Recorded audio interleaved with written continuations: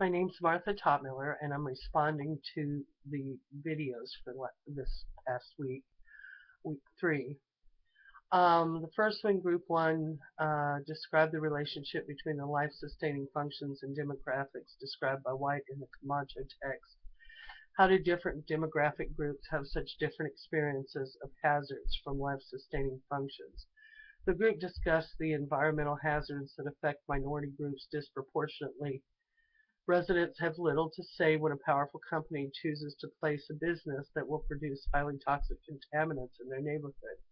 It was also mentioned that when people are disempowered and housing and jobs are limited, they are vulnerable to not only the locations of these businesses, but the danger posed in the workplaces. These minorities are forced to take these jobs and allow these businesses in their communities because of their lack of power and possible language barriers. According to Bookchin, what is the role of utopian visioning for creating an ecological society? It seems that the answer is Bookchin's hope to open a dialogue on a utopian vision for an ecological society. I believe that he's stating that we need to function as an evolutionary society. That was brought up in the discussions. Other discussions involved our need to relate to one another instead of the faceless exchanges through social media. Also mentioned was the disconnect between nature and humans. Technology has advanced and has separated us from the environment and each other. And about making better choices to be as a community, like co-ops for food, changing language from humanity to civilization, being inclusive rather than individual, and focus on the greater good and equal rights for women. According to White in the Camacho text, this is group 2, what is the nature of environmental injustice in agriculture? What I could glean from the videos, it is pesticide-related illnesses, as well as the mention that agriculture has become the third most dangerous occupation in the United States. And of course, agriculture employs a lot of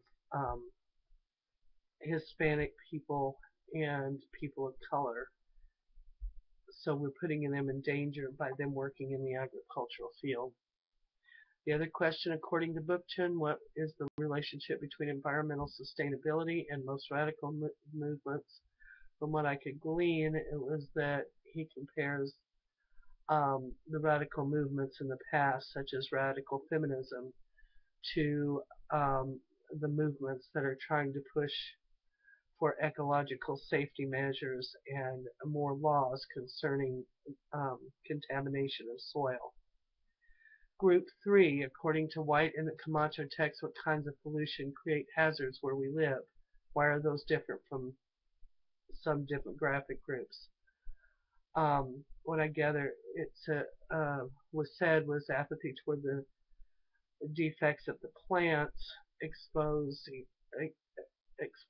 to asbestos the people in these communities.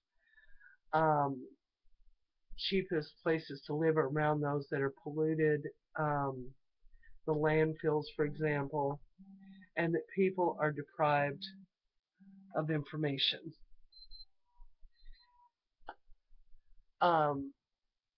According to Bookchin, what is an ecological society? It resembles a hippie commune and a devolved community. One of the comments was that an ecological society